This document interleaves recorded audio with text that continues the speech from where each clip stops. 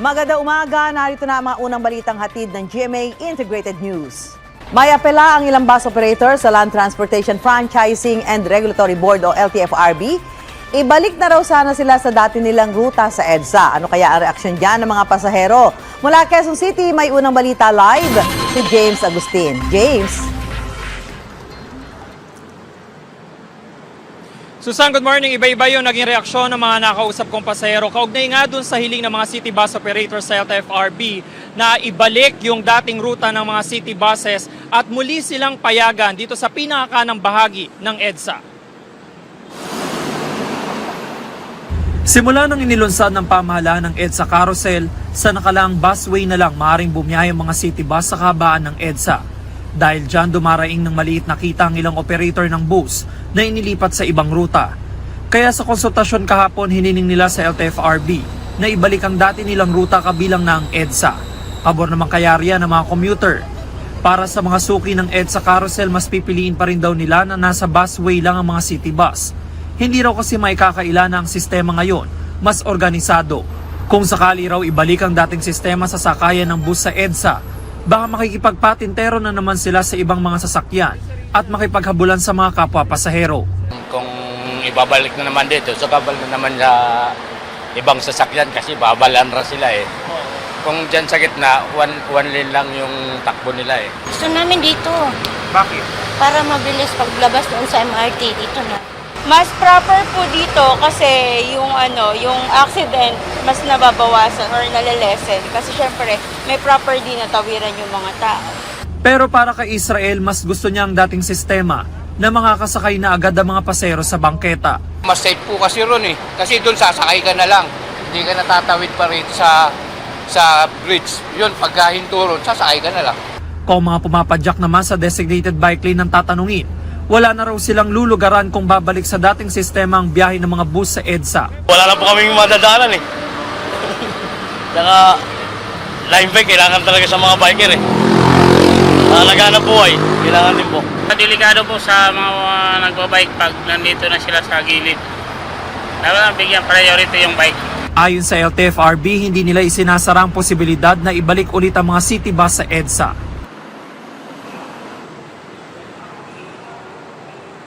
Samantala, Susan, sabi ng mga operators ng city bus ay batid nila na maaaring makapagdulot ng traffic kung sila ibabalik sa pinakakanang bahagi nitong EDSA. Pero sana raw ay magkaroon ng win-win solution ng pamahalaan dahil talagang nalulugi na raw sila. Yan ang unang balita mula rito sa Quezon City. Ako po si James Agustin para sa GMA Integrated News. Submitted for resolution na ang patong-patong na reklamo laban kay suspended Congressman Arnulfo Teves. Kaugnay sa pagkamatay ni dating Negros Oriental Governor Roel Degamo. Ayon niya sa abogado ng pamilya Degamo, kasunod ng preliminary investigation sa Department of Justice. Hindi pa rin nagpapakita si Teves. Hindi rin siya naghain ng counter affidavit. Sa halip naghain ng motion to dismiss ang kaniyang abogado. Ayon kay Attorney Ferdinand Topacio, walang matibay na ebidensya laban sa kongresista kaugnay sa mga reklamong murder, frustrated murder at attempted murder. Kaya sabi niya, hindi na kailangang magbigay ng kontrasalaysay ang kaniyang kliyente. Samantala mula sa NBI ay inilipat na sa pasilidad ng Bureau of Jail Management and Penology o BJMP ang mga akusado sa pagpatay kay Degamo. Kasunod yan ang pagbasura ng Manila Regional Trial Court sa petisyon nila na manatili sila sa NBI Detention Facility. Sa Chika ngayon Tuesday morning, another Kapuso star na guest sa It's Showtime. What's up, Madlang people? Wala iba kundi si Asia's Limitless star Julian San Jose. Pinaranan niya ang Madlang People sa kanyang opening performance sa noontime show. Mainit na welcome naman ang natanggap niya mula sa Showtime family. Nag-promote din si Julian ng kanilang movie ni Raver Cruz na The Cheating Game. Mapapanood ang The Cheating Game next week, July 26 sa big screen. Cool! Sa Lunes na ang ikalawang State of the Nation address ni Pangulong Bongbong Marcos. Inihahanda na ang bawat detalye sa batasang pambansa pati ang eksaktong lalakaran ng mga opisyal at kongresista. Narito ang unang balita ni Tina Panganiban Perez. Isang linggo bago ang kanyang State of the Nation address, tinatapos pa raw ng Pangulo ang kanyang magiging talumpati. Pero tiyak daw na magbibigay siya ng update sa mga nagawa sa loob ng isang taon ng kanyang panunungkulan. I would like to show that ito yung pinag-usapan natin last year. Ito na ngayon ang nagawa natin. Ito pa yung kulang na gagawin namin. Ito yung tama. We can see the difference now, not only in terms of how the systems work, how the government works. It is also in how we are now seen or judged in the international community. That's equally important. Sa Kamara, subsub na rin ang lahat sa paghahanda. Kanina nag-walkthrough ang mga opisyal ng Kongreso at Malacanang mula sa pagdating hanggang sa talumpati at pag-alis ng Pangulo. Sir, meron po bang mga specific billion or request si Presidente for Monday? Wala naman, except for yung holding areas ng First Family, Cabinet, which we have accommodated naman. 23 sa 24 na senador nagkumpirma na raw na dadalo sa SONA. Hindi pinangalanan kung sino ang hindi pa nagkukumpirma. Huwebes ng linggong ito magsasagawa ang PSG ng lockdown dito sa Kamara. Ang mga papayagan lang pumasok ay ang mga tinatawag na essential personnel. Di tulad noong unang SONA ng Pangulo, hindi na rin daw si Direk Paul Soriano ang magdidirect ng SONA. Actually, ang information na nakuha namin from the Office of the President and the Presidential Communications Office, the RTBM will take care of it. In other words, yung mga veterano nila, sabi nila kayang-kaya nila yan. Ito ang unang balita. Tina Panganiban Perez para sa GMA Integrated News. Ngayong araw na ilulunsad ang pilot run ng food stamp program ng Department of Social Welfare and Development para sa mga pinakamahihirap na pamilya. Magsisimula yan sa Tondo, Maynila at kaugnay niyan, makakapanayan po natin si DSWD Assistant Secretary Romel Lopez. Magandang umaga po, ASEC Romel. Yes, magandang umaga po, Maris. Magandang umaga po sa ating mga kababayan na nakatutok sa ating programa. Alright, ASEC, 50 pamilya sa Tondo, Maynila ang unang mga beneficiary ng food stamp program. Ano-ano po ang aasahan nila mamaya sa programang ito? Well, po, kasama nga po ito sa tinatawag nating kick-off ng pilot implementation ng ating Walang Gutom 2027 o itong ating food stamp program. So, asahan po ng ating mga beneficiaries, ay bibigyan po sila ng kanilang electronic benefit card o transfer card. Ito po yung EBT card. Ito po yung gagamitin nila sa pag-procure o pagbili ng ating mga pagkain na aprobado po sa ating programa. Ito po yung mga carbohydrates, proteins, fat, oils, and dietary fiber at wala na pong iba. Ito pong EBT card ay gagana rin lamang sa specific na program po nito pong programa at hindi po ito may papasa o may co-convert into cash. Ito pong ibibigay ninyo electronic benefit transfer o EBT cards. Paano po gagamitin? Magkano po ang laman nito? Well, ito po ay gagana lamang doon sa POS system po natin na unique po dito po sa programa. Ito ay gagana lang po doon sa ating mga partner merchants na approval po para po dito sa programa. Ang ating pong primary na mga tinap na mga merchants po dito, siyempre yung Kadiwa store po natin to make sure na yung mga harvest ng ating mga farmers ay hindi po masasayang. Ito po ay maglalaman ng 3,000 pesos. Kada buwan po, ito po ay mag-replenish. Alright. Paano po kung may halimbawa nagsangla ng kanilang EBT card? Ano po ang gagawin ng DSWD?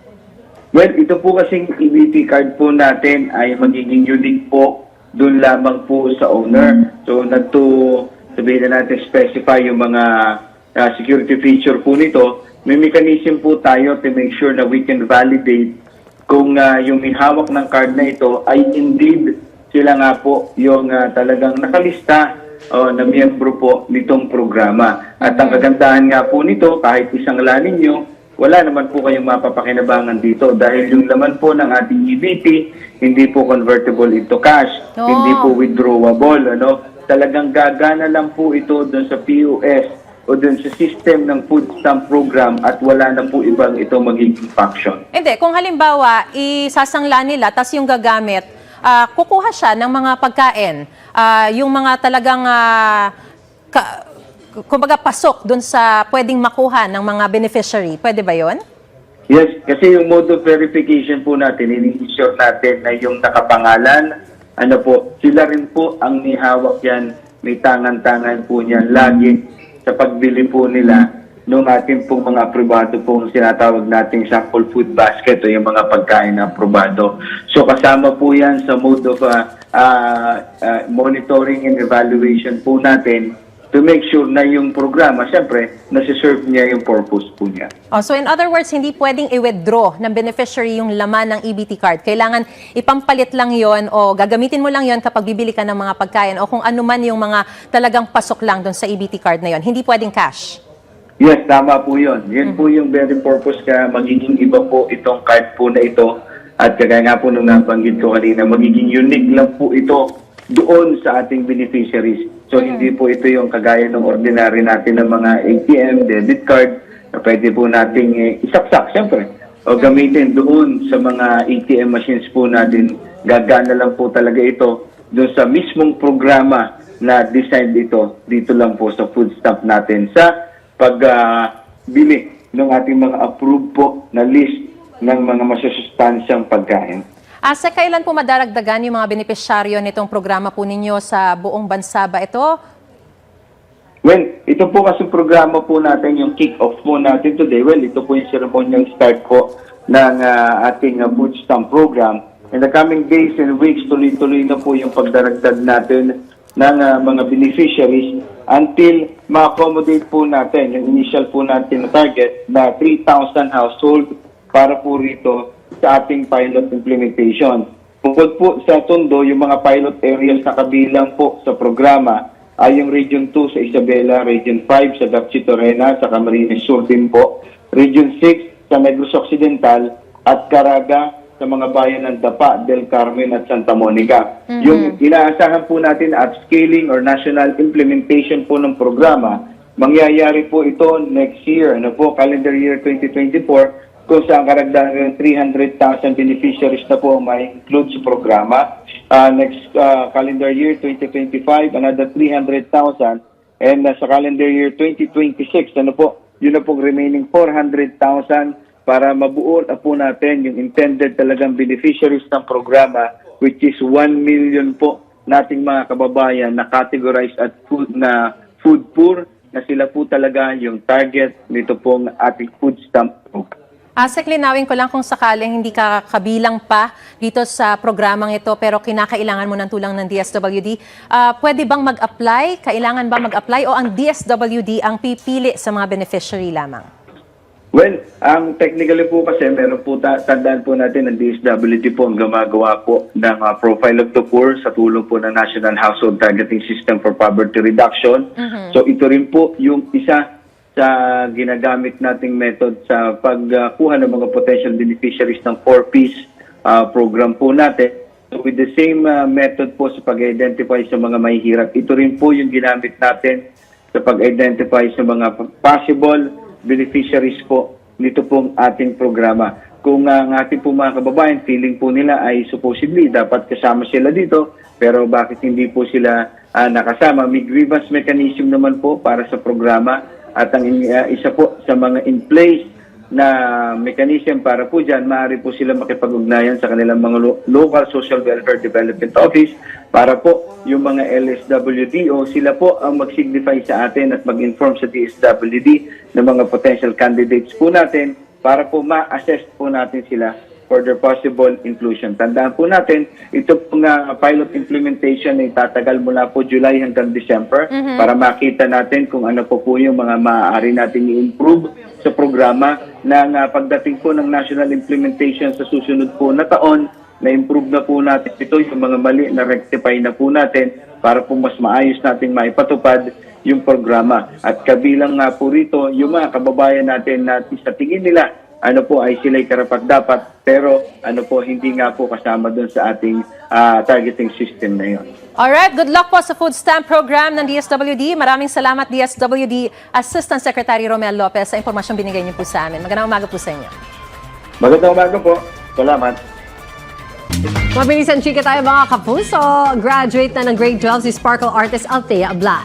Sa IG, pinasalamatan niya ang kanyang mga teacher para sa kanilang extraordinary effort at support. Napuno naman ang comment section ng congratulations mula sa kanyang fellow celebrities. Congrats!